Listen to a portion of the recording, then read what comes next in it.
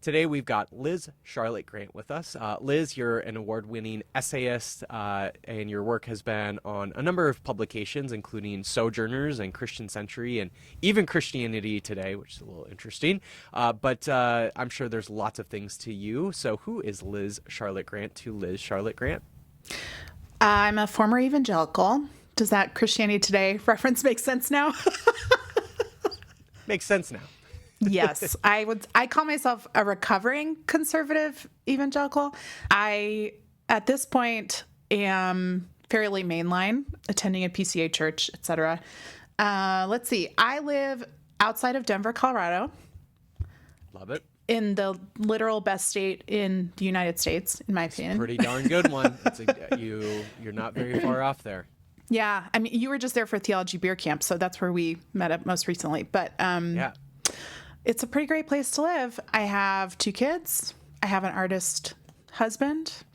I love mid-century furniture. I don't know. I struggle to answer this question, but my passion, I would say, is stories. So almost everything in my life revolves around story, which is one reason I love the Bible still, as strange as it is. And as far as I've come from kind of conservative roots, I still very much love this book.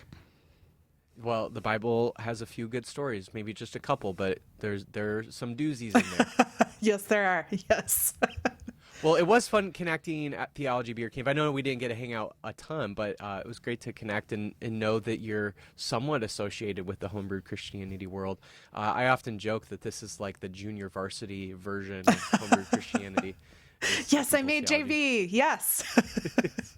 Exactly right. So, well, you recently wrote a great book called Knock at the Sky, Seeking God in Genesis After Losing Faith in the Bible. And so a lot of this book is not just about Genesis. Obviously, you certainly explore Genesis quite a bit in the book, but it really, to me, is a book about biblical inerrancy. And so that was kind of the main part of the conversation I want to focus on. Certainly, I've got some questions around Genesis, but I think for a lot of us who are recovering or ex-evangelicals, we have maybe, if we haven't heard of the term biblical inerrancy, we certainly are familiar with its concept. Yeah. And so I wanted to really dive into biblical inerrancy because when I went to college and then eventually seminary, one of the things that was most interesting to me is that biblical inerrancy isn't exactly how all Christians throughout all time have thought about the Bible. And so that was a really mind-bending thing to me because obviously growing up in evangelicalism, you just assume that whatever you believe is how every Christian has always believed, or they've sort of diverted from the true belief or whatever, like Catholics, right? So anyway, I really wanted to dive into the history of biblical inerrancy, what your own personal story around biblical inerrancy is. So we'll dive into all of that first. So with that said, what exactly is biblical inerrancy? How would you maybe define it or describe it? Yeah, I think the easiest way is just from the root of the word itself. I mean, inerrant means without fault. I think, however, that biblical inerrantists, which most evangelicals are, it's kind of the evangelical church, the white American evangelical church. Most of them would actually put a lot more onto that word than just it's kind of faultless.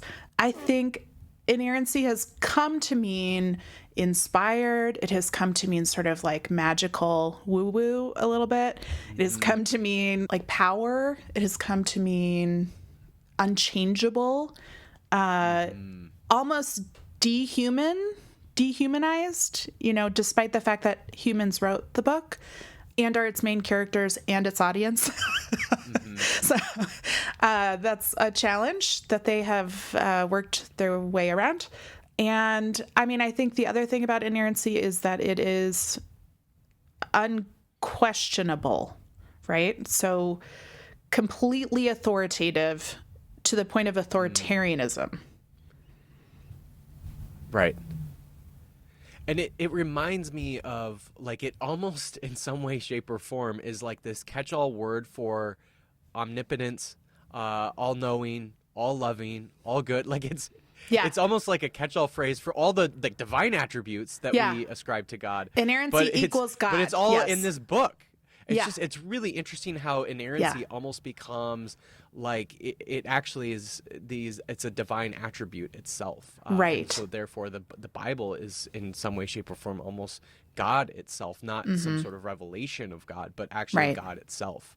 And that's the way, even if it's not intended to be used that way, it Mm-hmm. certainly seems to be certainly leveraged or weaponized in that way. Right. Right. I mean, I would say biblical inerrancy, its major role is to define boundaries. So that isn't necessarily a bad thing, but like the way that it's used in churches tends to be aggressive and authoritarian. Like, I think one of the ways that I have started thinking about the Bible is that I believe it is authoritative, but I don't believe in an authoritarian Bible or an authoritarian God, frankly. And so I think, that's been helpful as I've kind of tried to figure out even this political moment, which is a mess. But I think I'm not an authoritarian in theology, in politics. I want to believe in some version of authority, but I want freedom, and I want freedom for us as readers. Yeah, it's almost like inerrancy brings the Bible to the level of being like the fourth member of the Trinity. Yeah. So Maybe it's the more important than, or whatever, but yeah. More important than the Holy Spirit, maybe.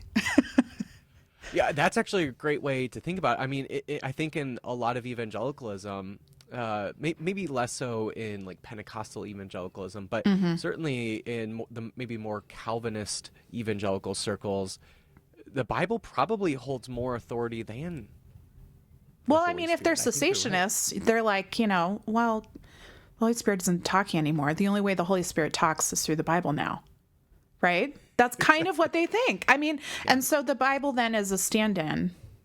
Yeah. Yeah. 100%. 100%.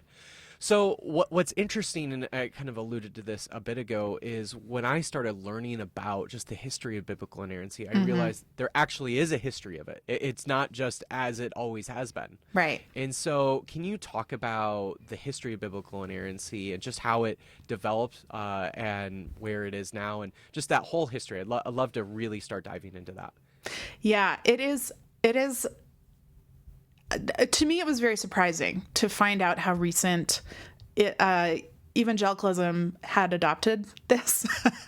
It started with modernism, fundamentalism, as that debate, as many things did. There was kind of a school of theology at Princeton at the time that was very conservative and viewed the Bible as sort of a document apart. So it was like kind of outside of the scientific revolution, outside of Darwinianism.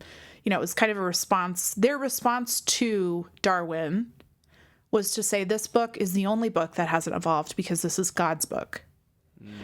And so it kind of started there, but it was pretty loose. I mean, I think Barth in particular, Karl Barth, his view about the Bible was he believed in sort of like a limited biblical inerrancy. So it's like, maybe the spiritual parts are inerrant. Maybe some of the factual errors that we know are factual errors, we can't say those are completely true. Right.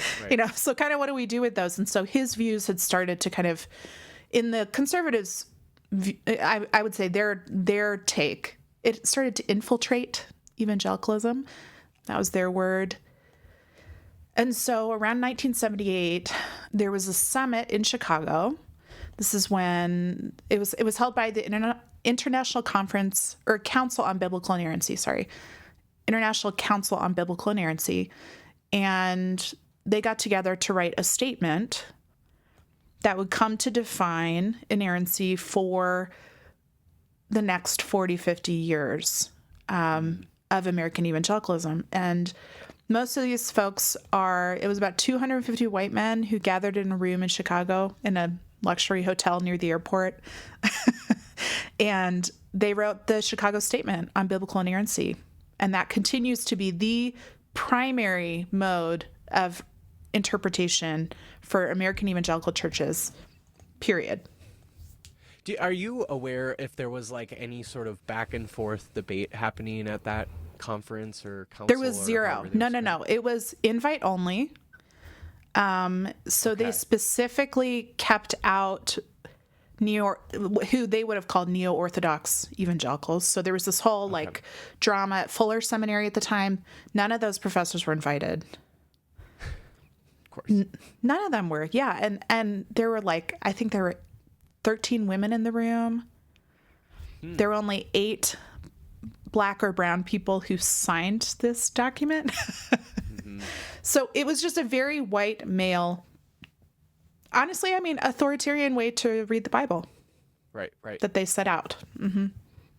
Well, the reason why I ask is it would be kind of hilarious if there was any debate between them about what biblical inerrancy is and what it should mean, because I think one of the things that's maybe implied in biblical inerrancy is that if the Bible is inerrant, then it also means that we should be able to clearly understand it. Yeah, plain reading. It'd be hilarious if that was implied, that, you know, all these biblical inerrantists also think that the Bible should be plainly understood, or it's clearly understood. Yeah. And therefore, but then they would, you know, debate with each other about what it actually means and everything. That to me would have been hilarious. I mean, I think but it there sounds like there was some wasn't of too it. much debate with each other. No, there was a sense that Harold Lindsell, he was an editor for Christianity Today at the time. He had come out with this book called The Battle for the Bible. And it was like this big, like, you know, bombshell of a book. It was like a, you know, Meg Basham Shepherds for Sale kind of book, you know, where it's like, you know, it's like kind of reported, but not really. And like, you know, here are all the professors at Fuller who believe in limited biblical inerrancy and we should get rid of them and blah, blah, blah. I think what is interesting is not so much that all these scholars who got together agreed, because I would say there are some differences in kind of how they apply it. Probably not in what they actually think about the Bible, but its application looked pretty different across the board. But I think I think a lot of it was, a lot of them just decided, we're just going to define this thing.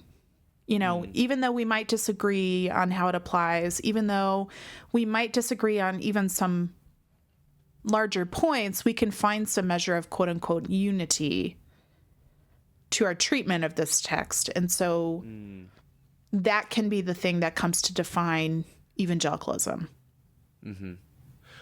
One of the things that I think people, even in the inerrancy world, like even when I was an inerrantist, was that I wasn't exactly aware that there was this difference between inerrancy and infallibility. And it does seem, and maybe you have different ways of thinking about this, but it does seem that every biblical inerrantist is also an infallibilist or infallibilist. But not every infallibilist is also an inerrantist. I think that's right. Say. But would you say that that's generally true? I think I saw that. And the funny thing about it is that they sort of picked a strange word. I mean, like, how many of us talk about inerrant texts? I mean, I'm a creative writer. I'm not a theologian. So I come at this from the perspective of a writer, someone who writes words all the time, right? And also reads words all the time. I'm constantly surrounding myself with text. And so if you think about it, it's a pretty strange way to approach a book. Even to say a book is infallible. Right. But I think they tend to define those a little bit differently. I think infallible is kind of like the biblical inerrantist light. You know, it's kind of like, yeah, most of it's true. Right. You know, it's true in the ways that matter. You know what I mean? How would you differentiate at least their understanding of inerrancy versus infallibility? Like, they clearly, that matters to them. So there must be a difference, at least from their perspective. Yeah. I don't find there to be much of a difference, but what is the difference from their perspective? You know, I don't claim to be an expert on this. I can just tell you from kind of what I observed and read. I feel like in what I found, infallible is closer to the neo-Orthodox Bartian view, where it's like the Bible becomes the word of God to us. It is not in itself kind of imbued with like magic dust. We can believe it. There's truth contained there. God speaks through this book. It is inspired, but it is not always right about some of the details. Right, like how right, the sun rises and sets, how the earth spins, whether right. it's astronomy, whether it's dinosaurs, whether it's right. So I think as the scientific revolution kind of kickstarted by Darwin, kickstarted by the European quote unquote Enlightenment, I think that just really disturbed a lot of higher up Christians. There was a sense of fear and uncertainty about what it meant for Christianity. And so there was kind of a rush to figure out, how do we make this more believable, even? Sort of not even, I wouldn't even say in a deceptive way necessarily. I think they believed this. They believe this is the word of God. It is untouched by scripture, unsullied by human hands or interpretation or failure, and they wanted to provide certainty. Right. Which, by the way, doesn't exist in this life. And that's a challenge we deal with as humans, right? Yeah, the infallibility argument, it's really interesting because I think in some ways I sort of maybe am on board with infallibility, but it seems like most of the people that actually are into infallibility, I'm like, there's no way I actually agree with you on the Bible. But it does seem like, so from my understanding, infallibility is really that in regards to faith and theology, the Bible is accurate and true, like completely accurate and true. Yeah. But see how there's a slight differentiation there, that it doesn't necessarily care so much, or it doesn't concern so much about the facts, right? That it doesn't care so much that did the creation actually happen where on day one in 24 hours this happened, and the next day in 24 hours this happened. Like, I don't think infallibility cares so much about that. No. More so about the fact that in terms of faith and theology, that something like the creation story is true. Right, like God in some way created the world. Really cares about that differentiation, that it has to be like 24 literal days each day of creation. And you can probably think of a million other examples like that in the Bible. Right. Absolutely. I that's kind of what I see too. And I'm curious for you, Mason, if I can ask a question. Like, what brought you from inerrantist to, let's say, infallibilist? Yeah. Well, I was going to ask you the same exact question. So welcome to my new co-host, Liz Charlotte Grant. You're welcome. Well, for me, obviously, again, growing up in conservative evangelicalism, it was very much around biblical inerrancy. Now, what's funny is, like, even the biblical inerrantists, like, they can't really agree with each other, even in regards to, like, I remember there was always a big debate between young Earth creationism and old Earth creationism. I know. Right? They can't even. They both would have described themselves as inerrantists, but they can't even agree with each other on that. Yeah. So I don't really remember my journey out of inerrancy much, but yeah, I just remember really quickly realizing, like, there's a way I can think about the Bible where it's not inerrant, but I can still love it and care about it and take it seriously, and it can be an authority in my life. And so that would have happened in college for me. I kind of deconstructed really quickly, where I ended up learning a lot about progressive Christians like Brian McLaren and Nadia Boltz-Weber and Rachel Held Evans and, all the people. And so I started reading them and realized really quickly, like, oh, wait, there's a way for me to really engage with the Bible very differently than what I had grown up with. And it just became immediately like, oh, like, that's absolutely the way I want to move forward in life with engaging the Bible. So I don't remember there being like this real, like, stark, like, okay, I believe the Bible is inerrant, and then all of a sudden, I moved into infallibility or something. Like, I don't know if I really had much of that journey. It really was, like, pretty drastic, where it was like I was an inerrantist, and then I had a couple questions, and within a year I was very much neither an inerrantist or an infallibilist, or however you want to call them. So yeah, it was a really quick journey for me. But yeah, what was that like for you? What moved you out of inerrancy? So I was the youth group kid, like, in the front row. I know you were a youth group kid. Were you like a back row kind of youth group kid? I was probably seen as like one of the leaders in my youth group. So we would have been friends. I definitely wasn't. Yeah. I was probably front row youth group kid. I'm definitely back row Baptist now at church, but that's fair. I was definitely front row in my youth group days. Yeah. I was the same way. I was like volunteering with the younger kids. I was like, like, I was like a youth intern, really into Super Chick. loved them. What a band. What a band. You were a Barlow girl. Yeah, I was. And I like snipped my CDs, like my now 25 or whatever. Anyway, I think I was always really excited and into church. And I grew up on the East Coast, and that was like kind of uncool, actually. So I was like, yeah, I'm serious, Yeah, I'm a Jesus freak. And so I think I was serious about Jesus. And I read the Bible, but I don't know, like when I got to college, I learned the word evangelical for the first time. So it was not like an academic Christian upbringing by any means, So I think it took some time for me, but I think I always, as soon as I started reading the Bible, I started reading it more from a literary lens. And so while I believed it was true, I just kind of thought that part wasn't really that important. Like, it just didn't feel like I never felt like it was important for me to nail down exactly how creation happened, like how the entire cosmos was created. I was kind of like, that's a stupid question. Like, I just never was interested. And actually in my book, I don't really deal with historicity that much because I don't think it's an interesting question to me, Sure, I believe that it can be important for some people to dig into that, but I think it was not compelling. I was like, isn't it a lot more interesting to ask why God made the world, not how, So I think I was always drawn toward those more existential questions. Right. Was a serious, deep kid. Let's put it that way. I was always told I was mature for my age.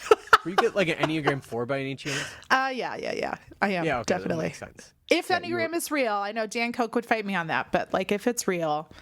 Well, Dan Koch deserves to be fought with everything, so. He's probably a 9, isn't he? Gosh. Anyway, are you an Enneagram 4? Yeah, unfortunately. Guilty, yeah. I think there's just certain of us have more room for gray space. Like I was never a black and white thinker. I didn't have to nail things down. It was kind of like I need to believe it's true, and I need to believe the people who tell me it's true. I don't really need to weigh it and measure it all myself. So I just kind of felt like I believed the people who told me. Like so I tell a story in the book. I was in 4th grade, and I remember having an argument with a friend's mom on the playground. I'm like swinging.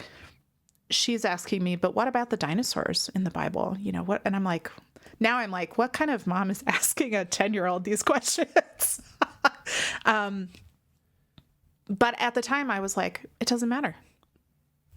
It's true. Like, I know it's true. I couldn't tell you why I knew it was true, but I knew in my bones, I trusted these people. I trusted God, this book, and I think that has always kind of sustained me for good and bad, but I think as I deconstructed faith, which happened slowly over time for me, more related to sort of a dysfunctional family upbringing than politics, although the politics didn't help.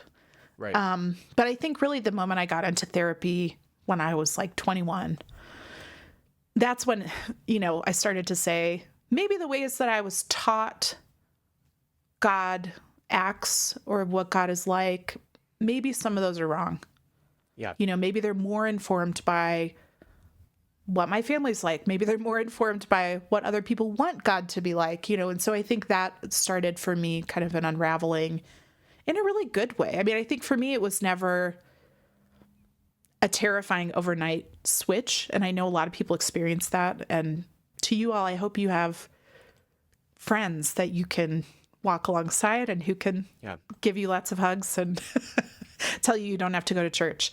But I think for me, it was very much kind of a tender, slow journey where my faith shifted, but my relationship with Jesus, kind of the way that I began to interact with the deity that made the universe, I still think that's true. I still think God made the universe. Mm-hmm. Did God do it through evolution? Probably. Like, I don't know why those would contradict each other. So for me, it was never in conflict in the same way. Right.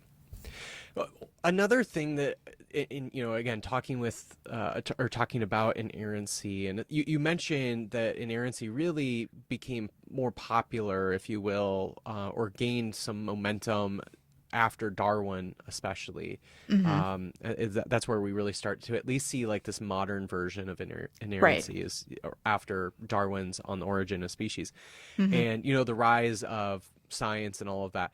I will say, like, I'm definitely not like a person who really cares for like the Neil deGrasse Tysons and Bill Nyes of the world because of the way that they can talk about science, Right. especially in regards to science and religion. I think it's just Mm-hmm. they're highly reductive, and I would Mm-hmm. imagine some of that was certainly happening Yes. during this kind of scientific revolution of the 19th century and 18th Mm-hmm. century. And so there was probably, at least from more religious people like Christians, they were probably getting this sense of, wait, is there actually this like tension between our faith and science? Mm-hmm. And so I certainly think part of the blame is to be put on the way that science was communicated at the time. But also, I do think that Christians are largely to be blamed for the just the nonsense like biblical inerrancy that emerges out of that.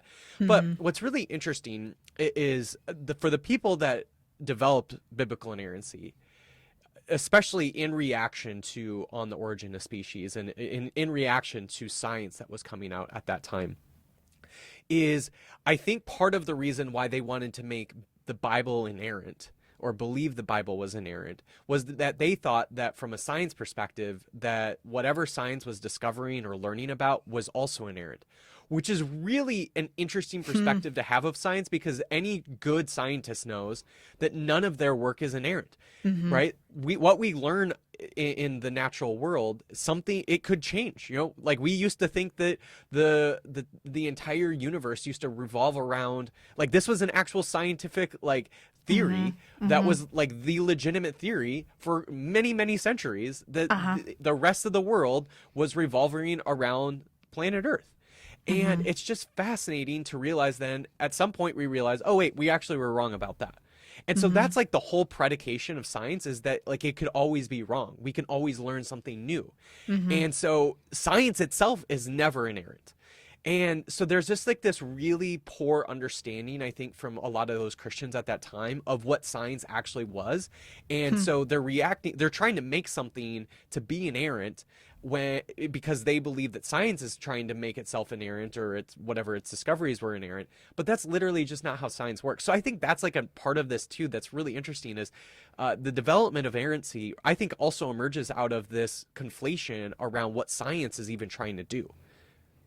I mean, I think it's tied into historical criticism as well. When you think about, the Right. documentary hypothesis and some of these other things that were kind of coming out around that time, that really initiated the fundamentalist modernist debate. I mean, I think a lot of scholars were trying to make biblical studies as airtight as they believed science was. And they wanted to be scientists of the Bible. And I can both like really empathize with that desire. And again, it's a really similar draw, whether you're on a liberal or a fundamentalist side, to say we have some version of certainty about the Bible. And I just don't think that's how ancient texts work, in my opinion. Right. As a reader and studier and student of literature, do we treat Beowulf that way? We don't. And I think, it's a library, a compendium of voices, multivocal text, ancient. We don't know where it all came from. We don't know some of the original source stories that things came from. We know some, we don't know everything. We're continuing to learn and find out about which parts kind of align with ancient history as we know it, and which seem to be sort of myth Right. that somebody put in the Bible anyway,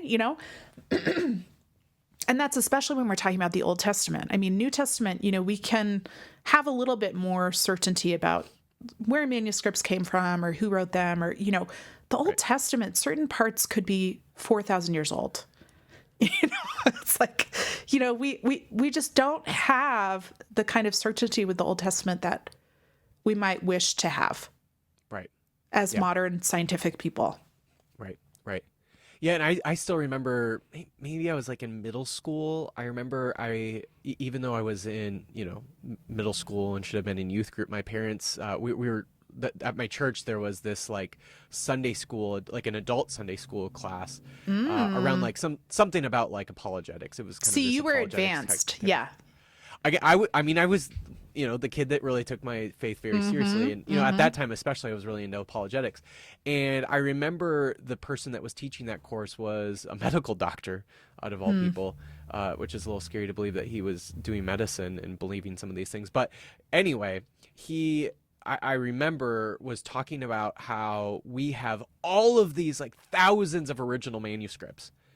And then later learning on from seminary and college, like went to a Bible college, and realizing that's absolutely just not true. We don't have any original manuscripts. We have old manuscripts, but we don't have original manuscripts of like the actual manuscript.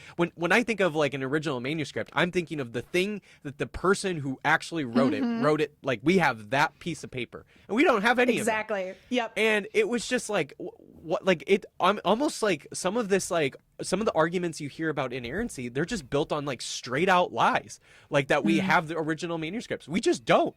And that's just a straight up lie. And it's just things like that where that really started, again, to break down some of my understandings of inerrancy. I'm like, this is largely based on just like a lot of lies, it seems like. I just visited, I have some family in the Cincinnati area. And as part of that visit, I was there with extended family, and they wanted to go see the Ark Encounter. So this is, for those who are unaware, this is Ken Ham's monument in the desert to Noah, basically, to the book of Genesis. It's like a huge life-size ark. It's like, on the one hand, it's a pretty impressive structure because it's a fully wood ark. It's one of the largest in the country, timber frame buildings. So it's an impressive structure. But then you walk in, and of course, so much of the exhibits are trying to prove a young earth creationism model. Right. They're trying to define what kind means in the Bible, and how is that different from evolution, and how did dinosaurs fit into that? I'm telling you, the number of dinosaurs in cages, like animatronic dinosaurs that supposedly were on the ark, is I mean, I was like, there's probably 35. Like, I was shocked about how much dinosaur. You think you were like on set of Jurassic Park or something? Yeah, my favorite though, Mason, this is like a corner, and this is a side note, really, but there was a description of kind of what was it like before the flood, right? Like, they're trying to define just how evil it was.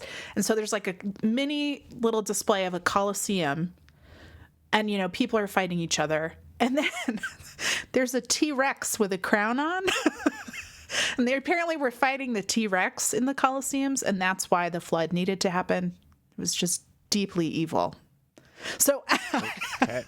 I can share a picture, because I was like, why is there a T-Rex Coliseum? I don't understand. But I think, they probably put righteous people in there, and they had to fight T-Rexes. So that's why God had to flood the earth. Dude, Ken Ham just has like a vivid imagination. Like the fanfic, Totally vivid. the Bible fanfic that he comes up with is pretty impressive. I honestly was very impressed. I was like, this costs so much money to do, and so much commitment, But I think it brought home to me once again just how important it is to some of these folks to settle these questions, and a lot of it comes back to deep faith in God, belief that the Bible could really be true, could have happened. And yet I think there's a sense in that in which, you're not allowed to believe something else. You're not allowed to live into modernity, to believe in science, to be open to this world. You can't take this world for what it is, like what you perceive with your senses. You can't take science seriously. And so there really is a sense of disconnect from yourself when you commit so hard to a book like this and decide that it must be true in every detail. I think there is a sense in which you lose your own sense of judgment and, maybe common sense, I would say. But, but like your sense of spiritual autonomy really goes out the window. Right. Yeah, the to me in with biblical inerrancy, maybe the thing that they miss the most, maybe they're missing the mark the most on, is this conflation with fact and truth. Mm-hmm. And I've said it many times before, but I think it's worth repeating, is that the Bible's not trying to be a history book or a science book. It's just not. That's not at all what it's trying to do. Even in the Mm-hmm. moments where it maybe feels a little bit more historical, Mm-hmm. it isn't necessarily trying to be like, it's not like some historian was writing that and trying to accurately depict what actually was actually happened in history. That's not what's going on with the Bible. The Bible is trying to convince you of things. It's really kind of propaganda, if you will. It's, just in the same way propaganda is trying to convince you to believe something, the Bible, especially the Gospels, are trying to convince you of something. Mm-hmm. And so it really is more about all of these stories, these poems, and some of it is maybe conflated a little bit with the historical truth or historical fact, but at the end of the day it's trying to convince you of some certain truths. Mm-hmm. And that's the part of it that just sort of drives me up the wall, is like, how can we read something like Genesis 1 and can we move away from thinking of this as like historical or scientific fact and move into more of what is this trying to teach us about God, about the world, about ourselves? Like, why is that not the first question and less of the question of did this really happen or not? Like, that to me is just such a boring question. And part of that is I feel very, very confident to say that we are people and humans are the kind of creatures that are absolutely shaped by stories.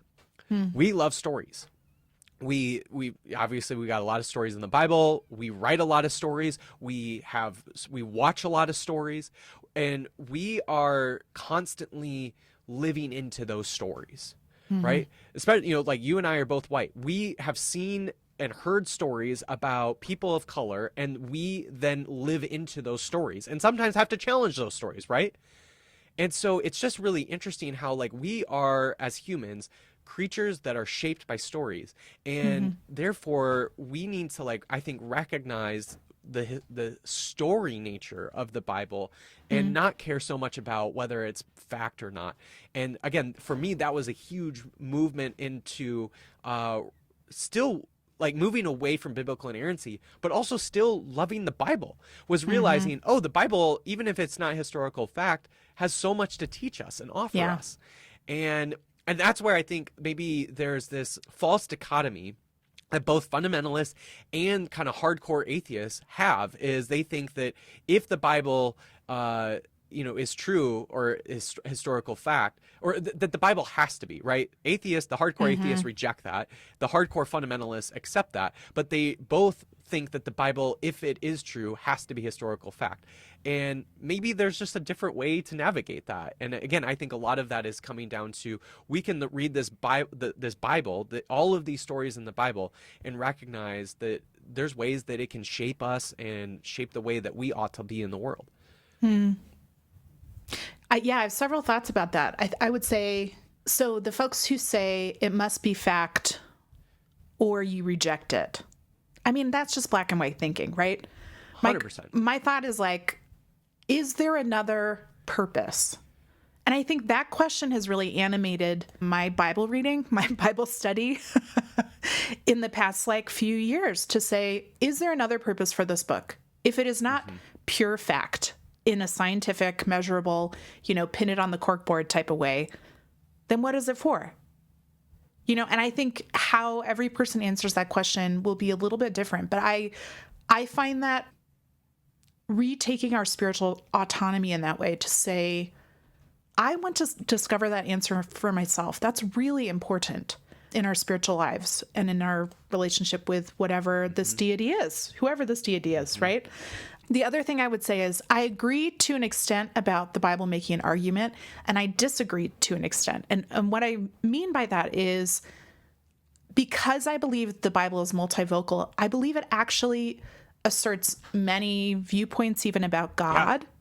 And so I think in that way, and of course I'm closer to the Old Testament at this moment because I feel like I wrote a mini dissertation on the book of Genesis in the past few years.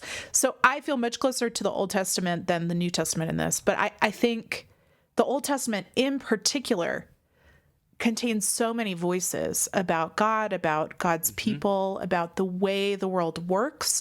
And I think that is supremely interesting, like just psychologically, to kind of study what did, our relatives believe. I think Genesis was interesting to me because I wanted to say, what was it like for our primordial relatives to encounter the deity that I know as God? Right. I just think that's an interesting question. What did it look like back then? And so I think primarily how I have come to start seeing the Bible is not necessarily even as like a useful book in the sense of solving some problem for me day to day. Like it's wouldn't tell me who to marry, right? Or like whether to eat yogurt for lunch, or whether to, buy this house or that house, or give all my money to a reparations fund, right? Like, I mean, it might actually say that. I hope it would. But I think it has been much more helpful to view the Bible as a work of literary mastery and just say, this is a work of art. The Bible is a work of art. And art just asks different things of us. Yeah. And I think, approaching it, evangelicals are not known for their artistic literacy necessarily. So, but my husband's a visual artist, so I feel like I've gotten a kind of 101 course just being married to him. And it's taught me that a lot about art that maybe I thought it was supposed to like make me feel something or be something. It's like, there is activist art, but I think the art that really sticks with us and lasts over time is art that continually is sort of refreshed in different moments. It continues to speak to us over time. That's why we keep it. That's why we treasure it. And I think I have come to view the Bible as this kind of revered, beautiful work of art that continues to speak. Yeah. I think there's an argument to be made that had the Bible actually been this historical or scientific document, we wouldn't be talking about it today. Right. But the fact that it is such a powerful work of art that as Christians we believe God speaks through is part of the reason why it's existed for, well, at least the Christian one for, roughly 2,000 years. And if you, even include some of the other scriptures, even more than that, 4,000, 5,000 years. So it's kind of unbelievable that if it had been historical fact or a scientific kind of textbook, I don't know if we'd still be talking about it. I think it would have been lost in time due to irrelevancy. Yeah, I find it interesting to think about the people who created the book, like spent years copying and recopying and making paper and ink and writing utensils just to continually remake these same words. Over thousands of years, that's how it got to us. I think it frames it for me. People over thousands of years have found this valuable. And for whatever reason, I whether it was, recorded history, whether it was mythology that they viewed as very important, whether it was inspired text, I think putting that in the perspective of they found it so valuable that they spent their lives passing it on has helped me to see the real treasure that we have in this book. Yep, absolutely. Kind of along those lines, at the beginning, you said, even though you don't believe in biblical inerrancy, that you still find it authoritative. And I think maybe that's part of the concern for a lot of Christians that do believe in biblical inerrancy, is that if they stop believing in biblical inerrancy, it no longer will be authoritative in their life. It kind of reminds me of that like classic drawing from like the 1920s where it was like this guy who, it was like the descent of the modernists is what I think it was called. And maybe the first one was like the Bible is not inerrant, and then the next step was the Bible doesn't have authority. And, before you get to the bottom of the steps is atheism or whatever, right? And so I think that's part of the concern, is that just because you don't believe in biblical inerrancy, that somehow you don't think the Bible has authority in your life. And yeah, I just would love to hear more about how the Bible still has authority in your life, even in the midst of your obviously transformational relationship from biblical inerrancy to where it is now. But yeah, I'd love to hear how the Bible still operates as authority in your life. I felt very inspired by the Midrashic tradition as I was writing about Genesis, and one of the things that they do that's so interesting is they kind of tell stories around the Bible. So in all like the silences and pauses and questions that the Bible, all the dark spots between the words, there's a lot of open space, right, to explore kind of what was Abraham actually like, and so the rabbis over time spent so much ink exploring these questions that were not spelled out clearly in the text. And I think their example is very informative. Like because even though they told these stories, and even though they even believed some of the midrash like held the same weight as the Bible, they still believed the text to be authoritative, worthy of study, worthy of reverence, worthy of even kind of forming their lives. And so they spent a lot of time parsing both kind of the laws and customs to shape their lives around, and parsing the characters and the nature of God, right? I mean, gosh, I wish I could get every person who reads my book like one of these huge tomes of these legends of the Jews. I won't make you read them, though. I'll just give you a few hints. But I think for me, that really opened things up. I think the way the Bible continues to have authority over my life honestly looks about the same. I mean, I think I never did a cut and paste where it was like, it has to be this or that, this or that. I think the narrative of scriptures from beginning to end is the pursuit that God has, like God pursuing people, like God's relentless pursuit of humans, even to God's own humiliation. Yeah. And death. And so I think, whether it's, I think it's Genesis 6 where God says God regrets having made humankind right before the flood, and then yet we still have, theoretically, I believe the Bible is true in some meaningful ways. So, Genesis 6, God says God regrets humanity and wants to kind of wipe them out with a flood. But then we still have thousands of years of history where God pursues people. And so there is this kind of tension through the scriptures about what it means to relate with God at different times and seasons, in different cultures and different people groups. I think, for me, it always felt like a game of kind of cultural interpretation to say, how does this actually apply to my life based on what I know of the culture and the history and the peoples and the language of the time. And, there's so much to learn about the Bible because it's such an ancient text. So I have found the kind of game of chasing down interpretation really fun and interesting. And I've always found it like that. I always have felt like the Bible has something to say to me. I also don't think that the Bible is the same as God. And so that has helped a lot to interpret and kind of say, this is I believe an account written by many people over thousands of years of their experiences of God. And I believe that God speaks through these words and probably spoke through them. Can I define what that means, though? Like, can we define revelation? I think that's part of the issue with inerrancy, too, is it's very hard to define how God actually reveals God's self to us. Right. Right. Like, how do we do that? We don't know.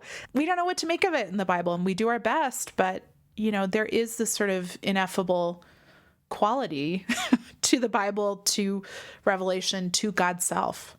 And so I think it's taken time for me to say, God's not the same as the Bible. And so I can kind of center and marginalize different texts within the Bible, different passages. Right. And not feel like my relationship with God is threatened. Yeah.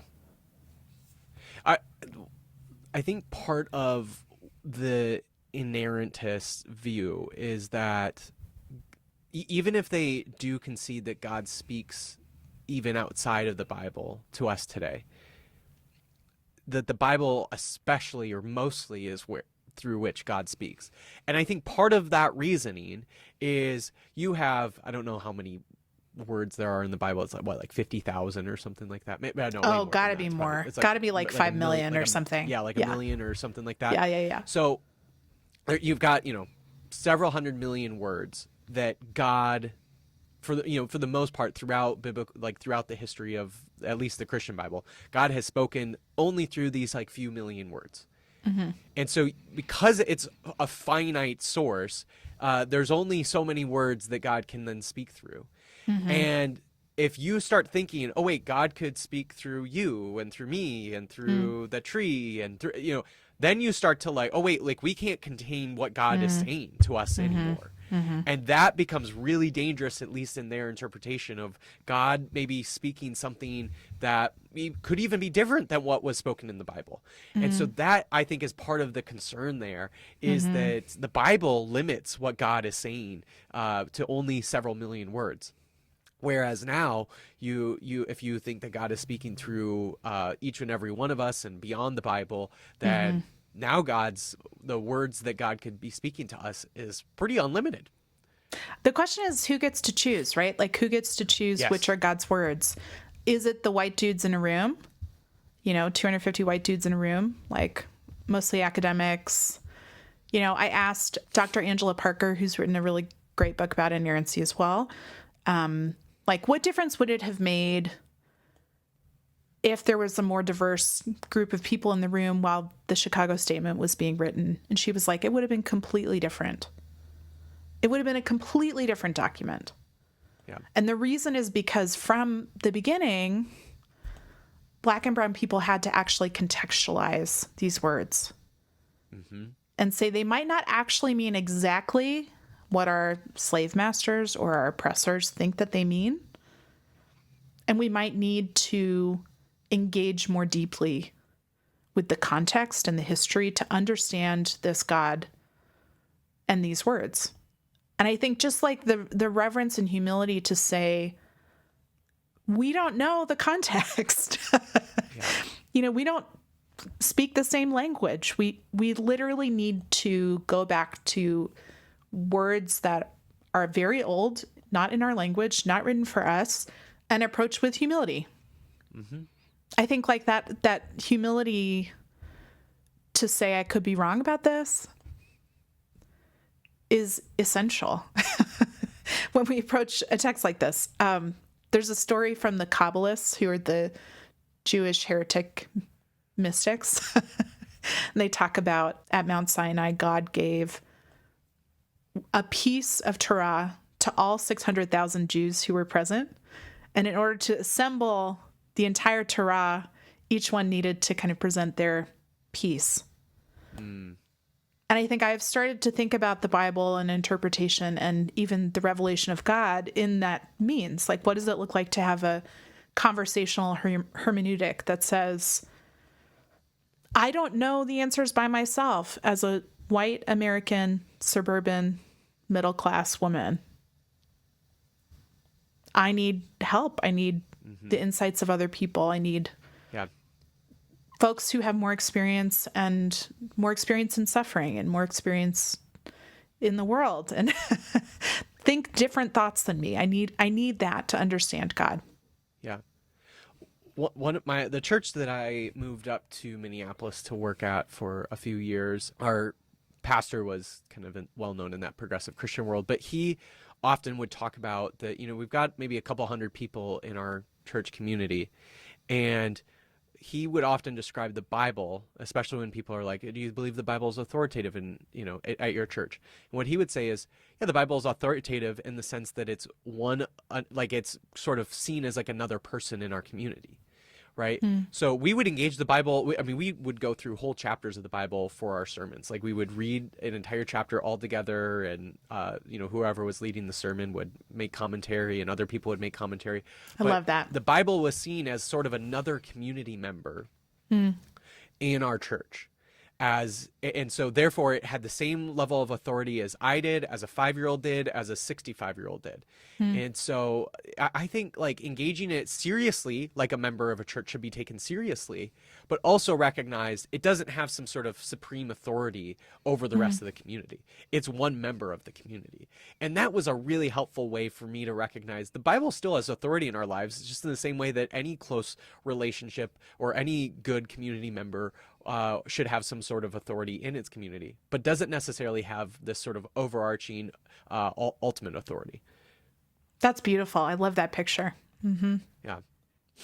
Last couple of questions here, Liz. How do you hope that this book and just this work around biblical inerrancy inspires and liberates its readers or people who engage with your work? I want people to experience spiritual autonomy and creativity. Like I want them to be able to engage with permission to make new things about the Bible. I mean, I think it doesn't have to just be biblical theologians or systematic theologians who approach the Bible. I want to see more work like this. Yeah. Yeah, I think it's just really important because I think for a lot of us who deconstruct, I think maybe the linchpin for a lot of people is about the Bible, right? Whether it starts with conversations around like homosexuality or creation or heaven and hell, like it always kind of comes down to what do you believe about the Bible, right? And for so many of us, the Bible has to be taken as this inerrant text. But what if there's a different way of thinking about it? Maybe you don't have to reject it all completely, or maybe you don't have to think about it as like an inerrantist does. What if there's a different way of thinking about it? And so that's why I think some of this work is just really important, because for so many people, this is like the starting point of thinking about the Bible and thinking about their faith differently. Totally agree. Yes. Love that. Last question here. How can listeners get connected to you and your work, and where should they buy the book? You can buy the book wherever you buy books, typically. It's called Knock at the Sky, so you can look it up that way. You can follow me on all the spaces at Liz Charlotte Grant. I'm on Threads a lot. I'm on Instagram. I also have a newsletter called The Empathy List, where I explore kind of storytelling in the world, trying to figure out how to apply empathy to stories in our everyday lives. So would love to see you. I'd love to connect with you. Love it. Well, thank you so much for talking more about the book, talking about biblical inerrancy. Again, I just think it's so important because for so many people, this is where it all starts. And so thanks for writing such a really beautiful book on it. Thank you. I think it's just so important. And so hopefully this podcast episode and hopefully people reading the book, hopefully they find it really helpful. Yeah. And blessings on your journey, friends, as you figure out the Bible again.